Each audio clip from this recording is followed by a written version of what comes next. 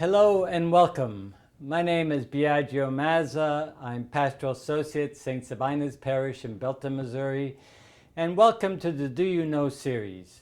Today we're going to focus on the question of the origins of the Stations of the Cross, a significant celebratory event that occurs during the season of Lent in most Catholic churches.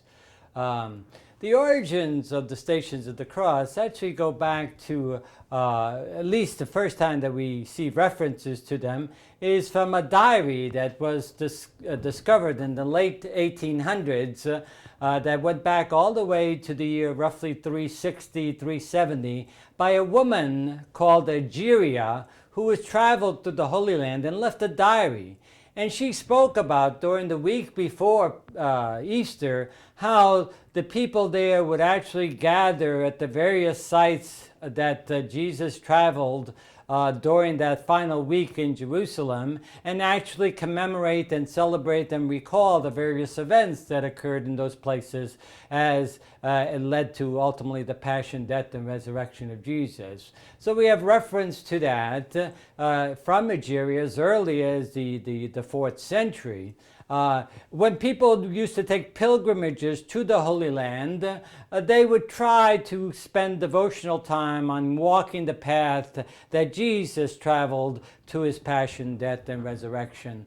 And so it became a common devotional practice, and it was enhanced during the Crusades in the 10th and 11th and 12th century, when access to the Holy Land was made easily done. However, with the Muslim taking over the land from the Crusades, travel to the sites was no longer as safe as it was before, and yet many people were attracted to that devotion and wanted to continue to do that devotion even though they didn't have access to the Holy Land. So one of the things that was begun as an experiment and then became an institution in the church was to bring the actual stations from the Holy Land to the West by setting up outside walking stations, places where you stop and reflected on the various events that occurred scripturally on the path that Jesus took from the time he was condemned to death by Pilate all the way to his crucifixion and burial.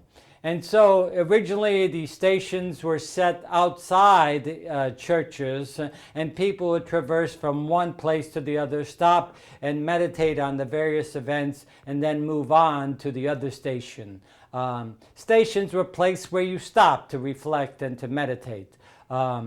Soon the devotion became so popular that around the 18th century, in the 1700s, the stations were permitted to come inside the church, and they were set up inside churches where people could do the devotions inside the actual church itself.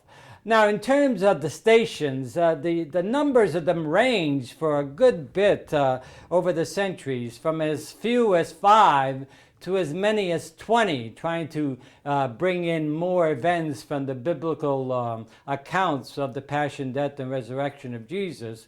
And so finally, Pope Clement XII actually fixed the number to 14, beginning, as we said, with the condemnation of Jesus by Pilate, all the way to Jesus' burial. And so in most of the stations today endure, you will see the 14 stations there.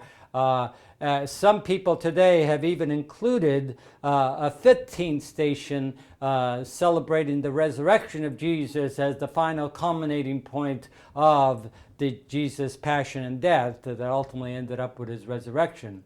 And so it has become a very popular devotion, especially during the Lenten season. And as you go to that devotion, try to recall the origins of it as we've explained it, and try to build up your own devotion to the passion, death, and resurrection of Jesus during this Lenten season.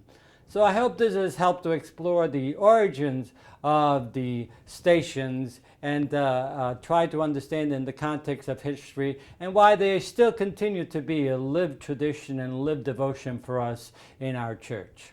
Thank you very much, and I hope you will return to further Do You Know questions. Thank you.